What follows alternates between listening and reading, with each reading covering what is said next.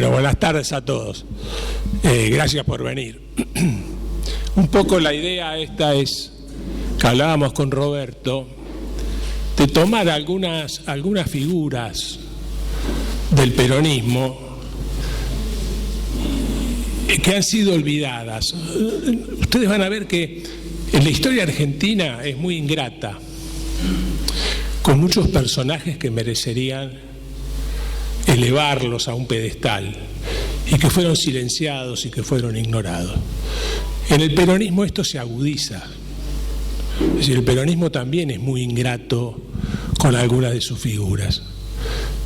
Y yo había rescatado, que le había propuesto a Roberto, a 4.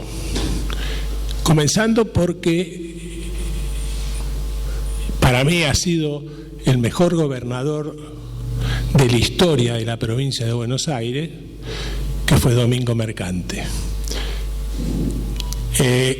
La otra figura que yo digo que también habría que rescatar es a un secretario general de la CGT que fue José Espejo.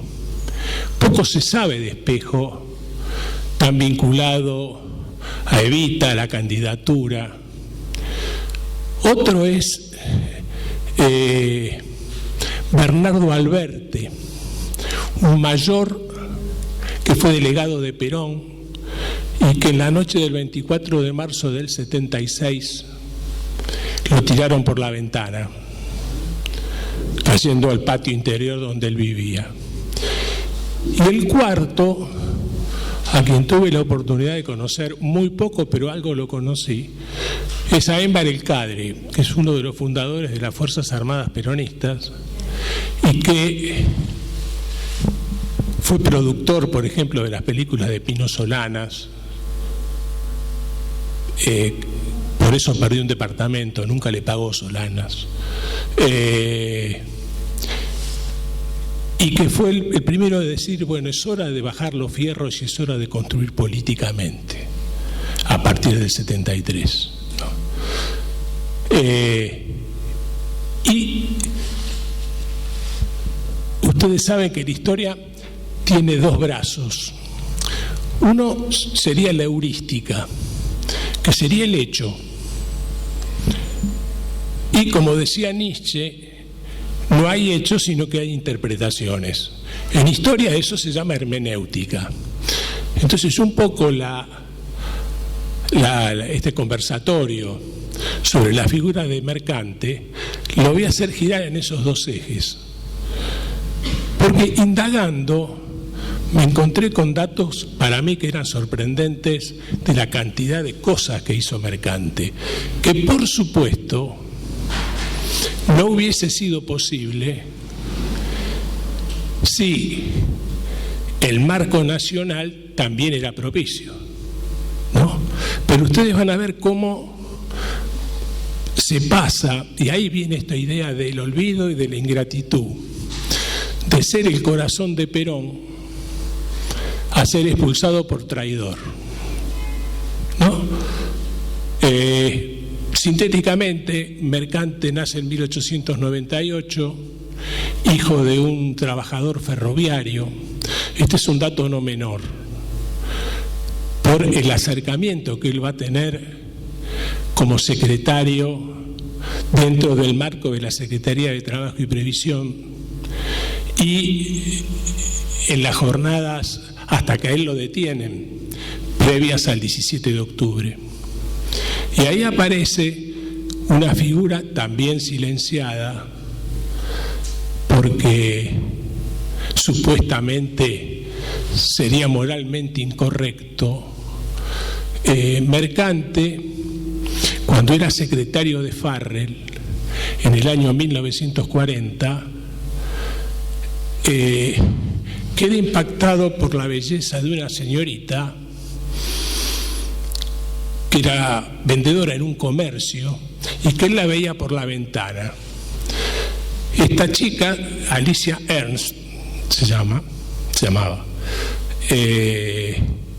alemana, que vinieron los padres a la Argentina escapando de la guerra, comienza a tener una un acercamiento con Mercante.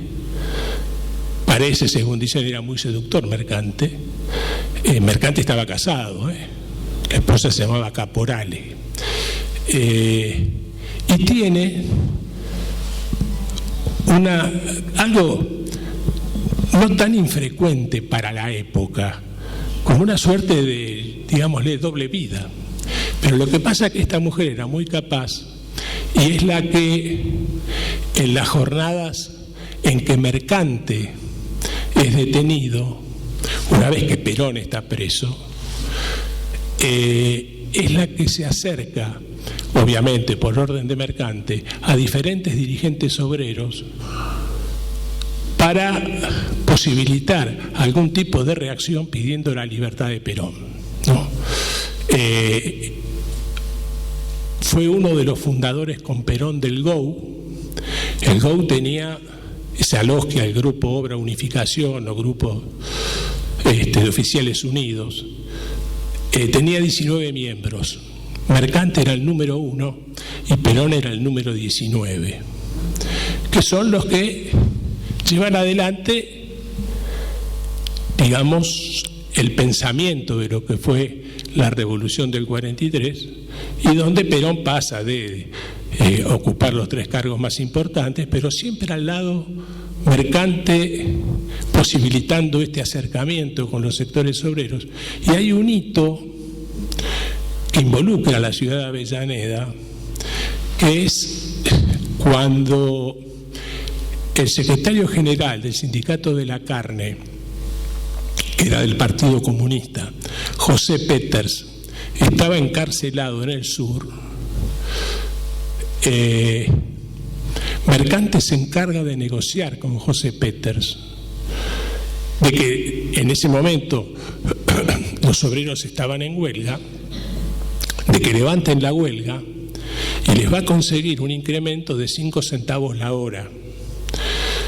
Se hace los que estaban a cargo del sindicato dicen que en principio aceptarían, pero quieren hacer una asamblea con todos sus afiliados. Y esa asamblea se hace en la cancha de Sportivo Docsú, en donde van 2.000 trabajadores. Y Mercante cuenta que él fue a esa asamblea, no fue como observador en realidad, pero fue vestido con su traje de coronel, y que sorprendentemente él veía que lo miraban con odio, pero que no lo insultaban. Entonces ahí dijo, bueno, evidentemente el camino viene por este lado, ¿no? Cuando en las jornadas que culminan el 17 de octubre, no sé si ustedes vieron las filmaciones, Mercante estaba en el balcón, pero no aparece. No aparece porque se había desmayado. Porque a él, el general Ábalos, que era el hombre, digamos, el militar fuerte que estaba en contra de Perón, había ordenado que lo encarcelen. Cuando él comienza a hacer toda esta suerte de movilización en torno a una reacción para lograr la liberación de en ese momento coronel Perón.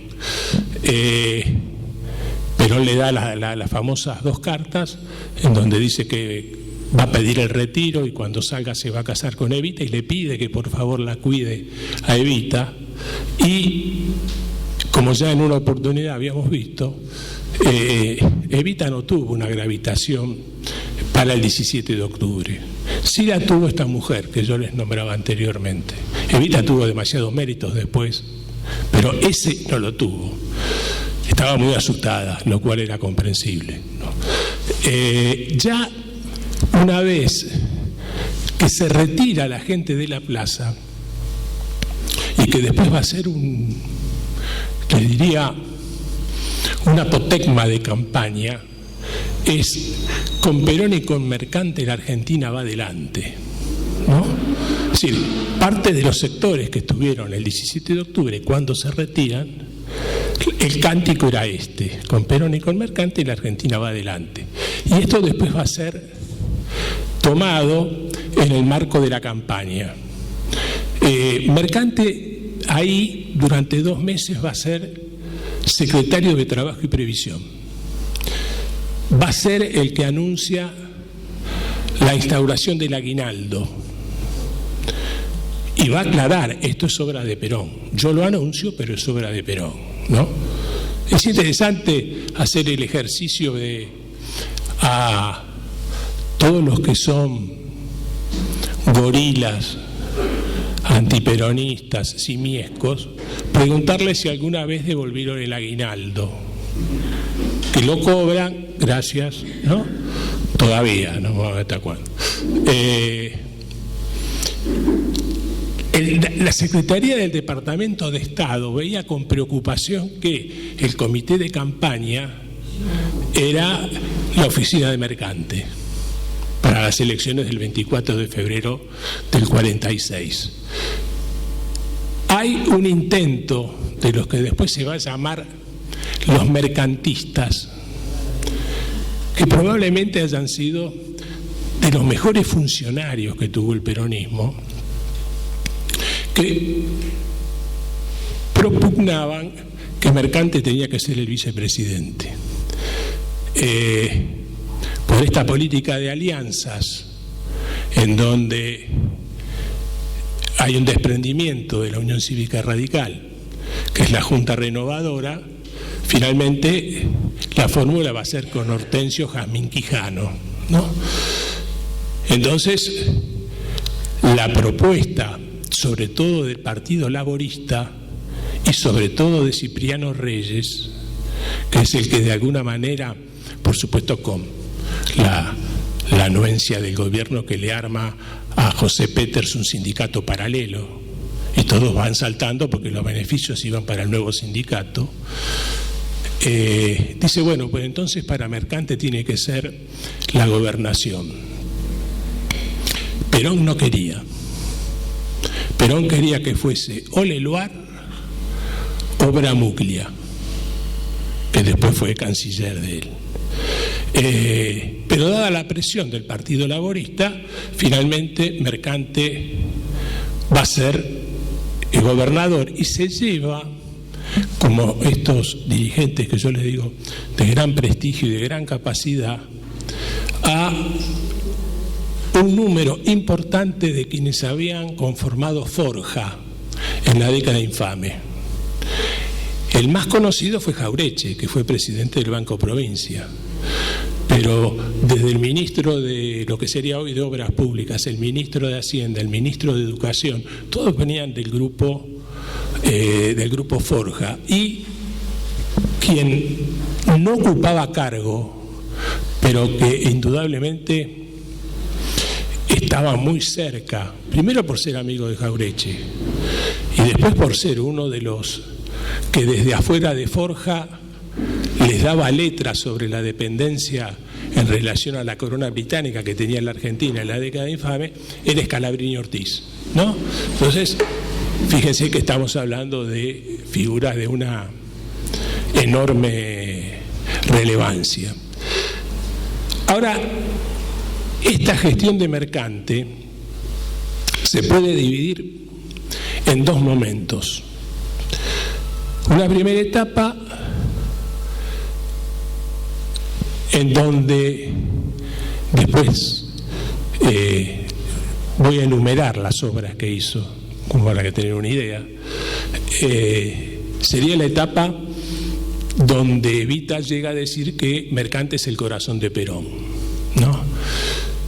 Hasta la reforma constitucional del 49 es eso, que después me voy a referir cuál fue los dos puntos, los dos artículos que dieron lugar a esta disputa, ¿no? A estas disidencias. Yo le comentaba a Orlando que, por ejemplo, lo llamaban el triángulo de hierro, Perón, Evita y Mercante. Cuando Perón va con Evita, en Mercante fue testigo y padrino del casamiento. O sea, fue testigo en Junín y padrino en La Plata, cuando se casan por iglesia. Y Mercante tenía la quinta de San Vicente. Y Perón quedaba maravillado, muchas veces, en muchas cartas dijo, ese fue el lugar donde yo fui más feliz en mi vida, era la Quinta de San Vicente. La Quinta de San Vicente era de Mercante. Ahí hay dos versiones, una de un hijo y otra de un nieto. Con esta mujer Mercante tuvo un hijo, aparte de los hijos, digamos, dentro de su matrimonio. No sé llamarlo como legal, legítimo, qué sé yo.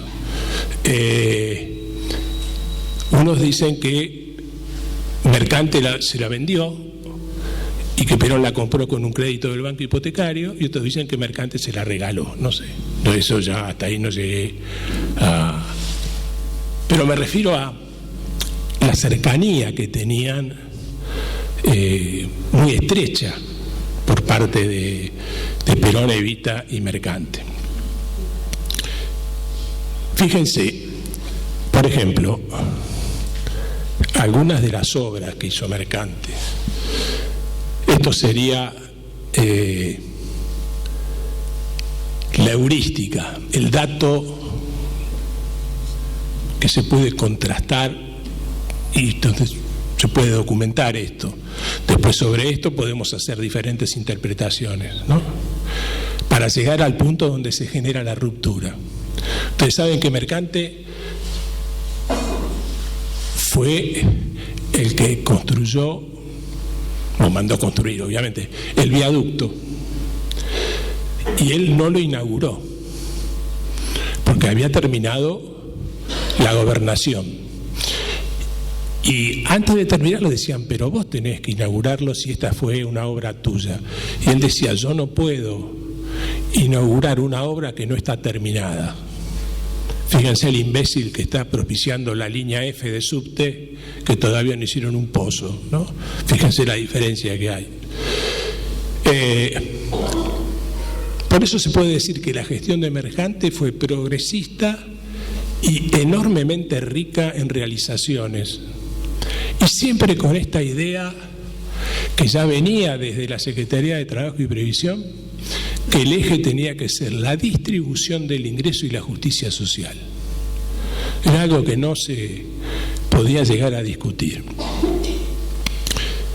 Estos mercantistas que yo le decía, bueno, estaba Jauretche en el Banco Provincia, López Francés, ministro de Hacienda, Avanza en educación. Avanza, después lo van a meter preso. Greca en la Dirección Nacional de Escuela. Arturo Sampay, nada menos, fiscal de Estado, mentor de la Constitución del 49, muy amigo de Jauretche. No sé si ustedes se acuerdan de Emilio Fermín Miñone, fue uno de los fundadores del CELS, del Centro de Estudios Legales y Sociales, un dirigente importantísimo en la Asamblea Permanente de los Derechos Humanos, ex rector de la Universidad de Luján. Estaba en la Dirección Nacional de Escuelas. Ivo Calandro en el Ministerio de Salud. ¿Cuáles fueron las obras más importantes, no? Porque uno puede hablar de la obra pública, lo que se hizo en salud, lo que se hizo en vivienda, lo que se hizo en educación, lo que se hizo en cultura y lo que se hizo en turismo. Por eso para Mercante era algo innegociable en el marco de esta idea de la justicia social.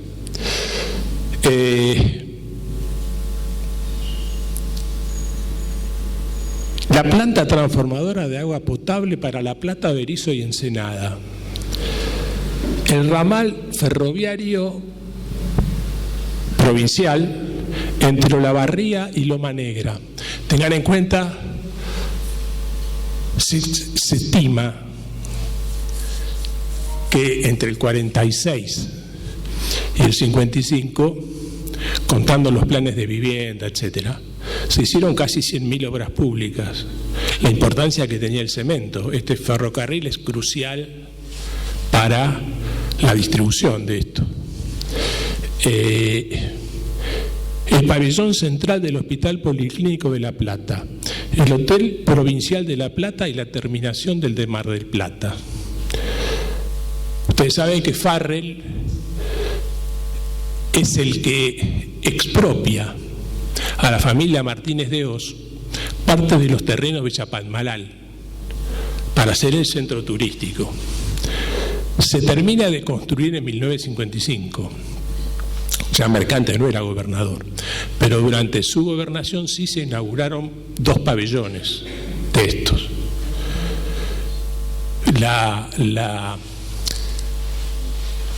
El lema era: usted se paga el viaje, nosotros el hospedaje, ¿no? Y esto está copiado, este modelo, ¿no?, de el que se construyó en Embalse Río Tercero, que fue obra de un radical, Sabatini. O sea, se toma esta idea de Sabatini en Córdoba y se hace la de Chapadmalal. Se construyeron 151 barrios obreros y 9.244 viviendas. Se fundaron 1.504 escuelas, entre urbanas, suburbanas y rurales.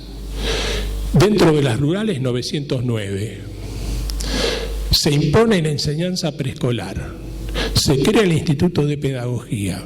Se construyen 102 edificios de jardín de infantes, 300 comedores escolares. Se imponen las escuelas fábricas y se crea el Instituto Técnico del Sur, que va a ser la futura Universidad de Bahía Blanca, la Universidad del Sur. En salud se pasa, en 1943 había 5.119 camas, en 1951, porque él va a ser gobernador hasta el 52, 8.742, es decir, casi el 80% más. La mortalidad infantil baja del 71 por 1000 a 50 por 1000 en 6 años. La tuberculosis baja de un 5% a un 2,8%. Se nacionaliza el Banco Provincia. El Banco Provincia era una entidad mixta. Y a partir de esta nacionalización del Banco Provincia aparece el crédito agrario, que favorece, ya vamos a ver, a las cooperativas agrarias, que Mercante le dio mucho impulso, y a los pequeños propietarios. Amén de todo lo que se volcó para créditos industriales, ¿no?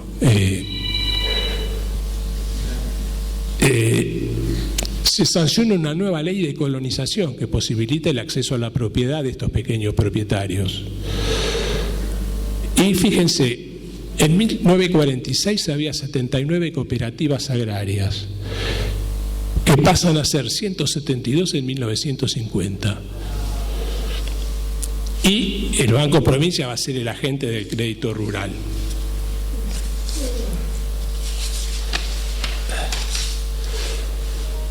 Se crean, que esto también tiene que ver, por eso hay que ver el marco nacional, ¿no? Se crean en 1948 los tribunales de trabajo, que en la provincia no existían. No sé si ustedes advirtieron que una de las medidas que la Revolución Libertadora toma es descabezar los cuerpos policiales, porque los policías, a diferencia de estos que le tiran gas pimienta a los jubilados, estos miserables, bueno, en su mayoría eran peronistas. ¿Por qué? Porque la idea era la de la capacitación y jerarquización de la policía. Y aparece, también esto tiene que ver con la gestión a nivel nacional, de humanizar la pena en las cárceles.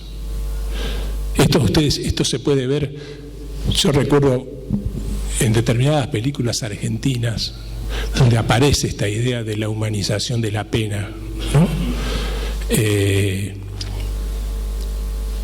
Con la idea de la verdadera reinserción, no que sea una escuela más profunda, del que entra sale más delincuente, ¿no?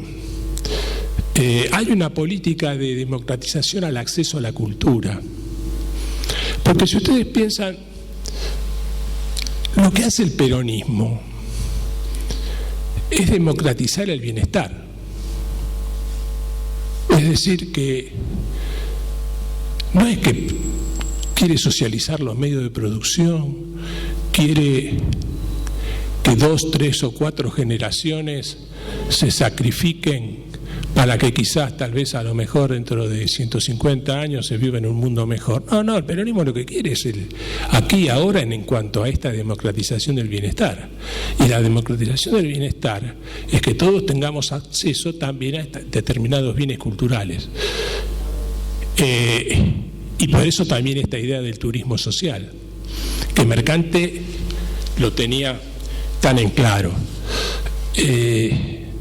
Se crea la Biblioteca Pública Central de la provincia, general, diría el presidente Juan José de San Martín, no, es el general José de San Martín. Se funda el Conservatorio de Música y Arte Escénico, siendo su primer director Alberto Ginastera. Se lleva a cabo el primer Festival del Cine Argentino de Mar del Plata. Se crea el Museo Dardo Rocha en La Plata y de la Reconquista en Tigre. Y acá miren esto qué lindo, se expropian 43.000 hectáreas a la familia Pereira Iraola para fundar el Parque de los Derechos de la Ancianidad. No es casual el nombre, el Parque de los Derechos de la Ancianidad. Y se funda, hace un ratito estaba, la República de los Niños, en Gonet, ¿no? Todo esto fue durante la gestión de Mercante. Ahora, ¿cuál va a ser el motivo central de la ruptura? Aparece una ruptura con la Constitución del 49. En un primer momento, el general Perón estaba en contra de la reelección. Y le dice a Mercante, ahora soy yo, el próximo tiene que ser usted, y después quizás yo vuelva, si puedo. Y eso de alguna manera, eso lo contaba Miñone, estaba convencido de que esto iba a ser así. Ahora ahí Evita no quería y propiciaba la reelección, estaba totalmente convencida de que tenía que ser reelecto. Por eso, al proyecto original se cambia y se agrega el artículo 78. El artículo 78 es el que permitía la reelección. Otro motivo va a ser que cuando se sanciona la nueva Constitución en la provincia de Buenos Aires, Mercante dice, no tiene que haber ningún artículo que posibilita la reelección. Cuando yo termino, me voy. Y si tengo que volver, será después de 6 años. Duraba 6 años. Y el otro, que esto yo creo que es motivo más serio, es el artículo 40. El artículo 40 de la Constitución del 49 decía que el subsuelo, los yacimientos, eran propiedad inalienable de la nación y no podían ser enajenados. Hay delegaciones extranjeras, de embajadas extranjeras, que van a ver a Perón diciendo que esto no está bien, que esto no está bien visto. Mercante y Sampay estaban convencidos que esto formaba parte de la lógica dentro de la justicia social y sobre todo de la soberanía política y de la independencia económica. Perón les pide que por favor saquen el artículo 40.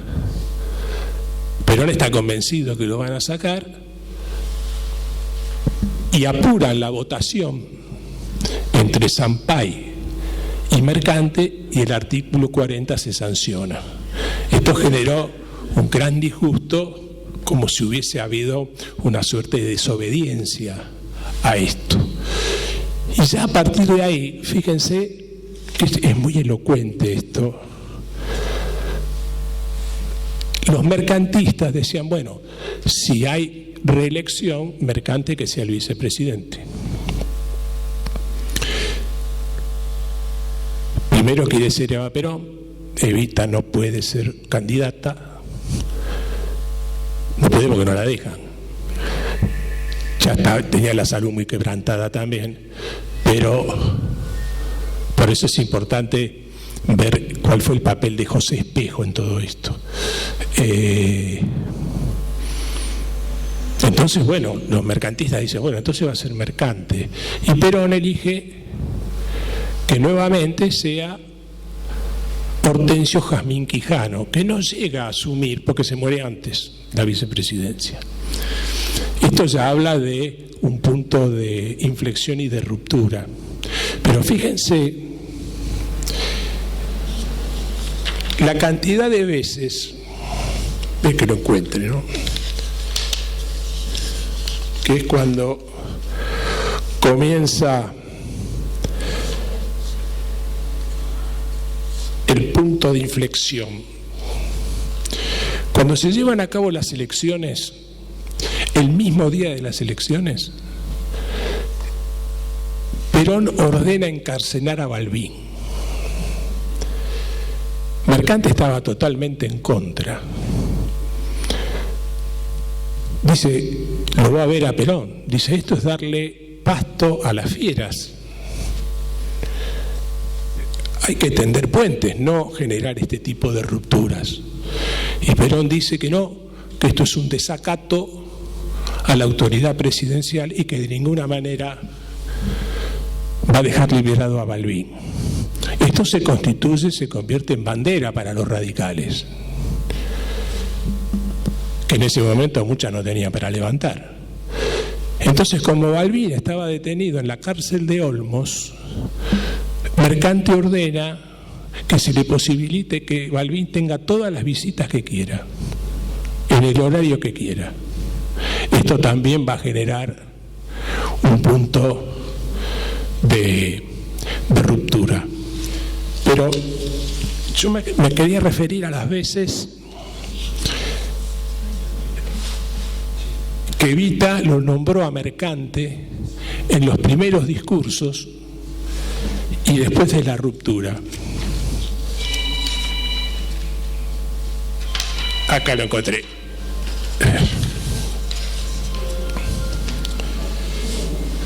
Hasta 1950, en todos los discursos de Evita, Mercante es nombrado 117 veces. Después de 1950, de 70 discursos, solo lo nombra en 2. Ambos en forma escueta. Uno en la provincia de Jujuy y otro un 17 de octubre desde los balcones de la Casa Rosada. Es decir, que ahí es cuando ya se nota la ruptura.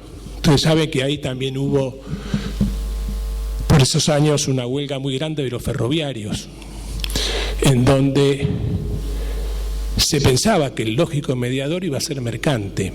¿Por qué? Porque años antes, cuando estaban en la Secretaría de Trabajo y Previsión, ante un pedido de la Unión Ferroviaria, Mercante intercedió, accedieron a esos beneficios y cerca de 10.000 ferroviarios fueron a la Plaza de Mayo a agradecer. Entonces, como que, primero por sus antecedentes, por ser hijo de un ferroviario y por la llegada que tenía, sobre todo con la Unión Ferroviaria, hubiese sido el lógico mediador. Y ni siquiera fue llamado.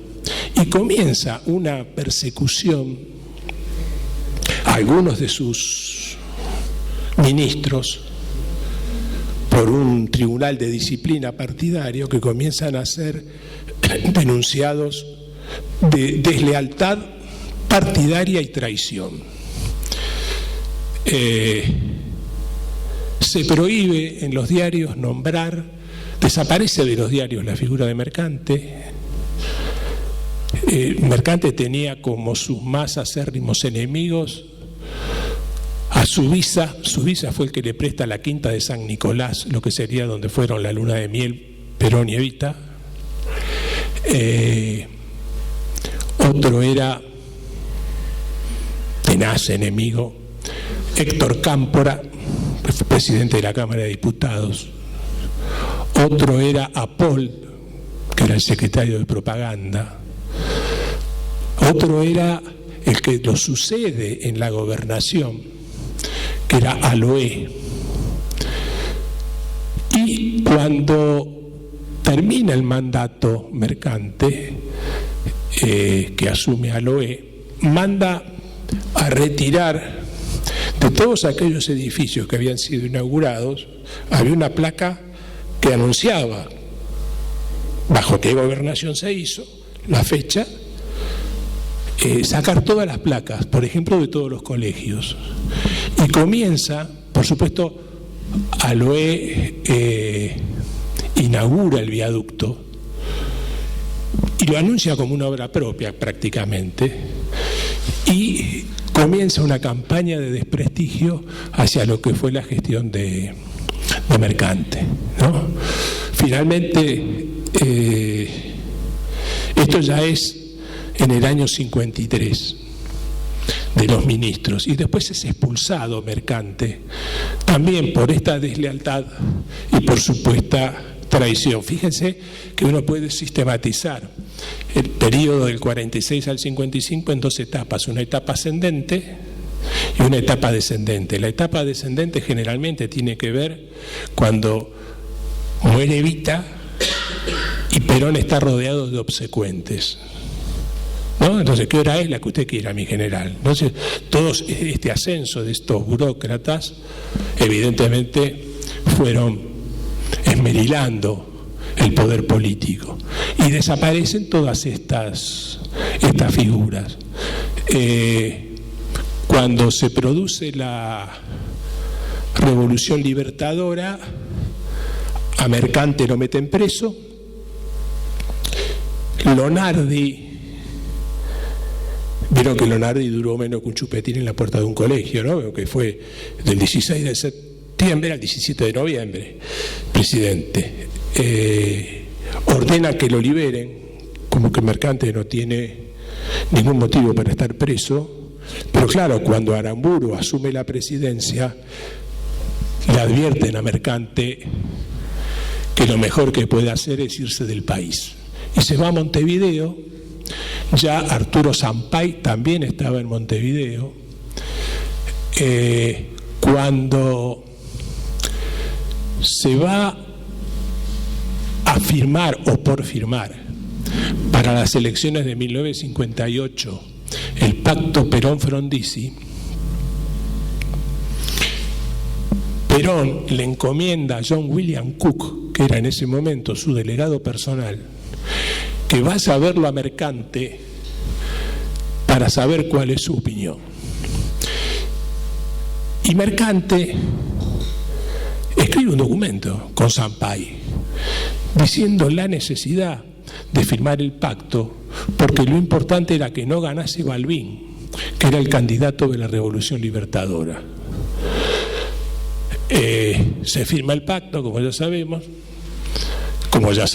y ya sabíamos, Frondizi lo traiciona, y ahí Mercante vuelve y forma parte de la Unión Popular, que sería un partido neoperonista, el peronismo estaba proscripto, cuyo dirigente más importante era Bramuglia, que había sido ministro de Perón.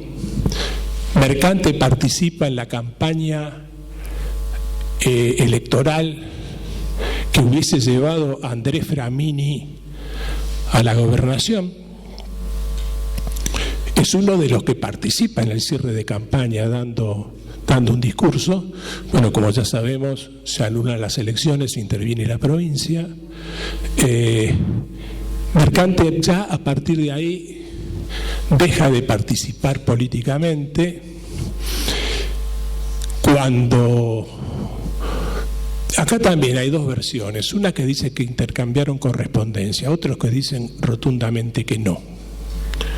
Era el periodo que iría de esta reunión que él tuvo con Cook a el retorno de Perón primero en el 72 y definitivamente en el 73. Yo creo que no. Esto es una opinión mía, por lo que pude ir reconstruyendo. Y sí, se lo vio en el velatorio de Perón en el Congreso, y quienes lo acompañaron señalaron que se le caían algunas lágrimas con el camarada que se había muerto. Muere en febrero de 1976, antes del golpe, y esta es un poco la historia de uno de los olvidados.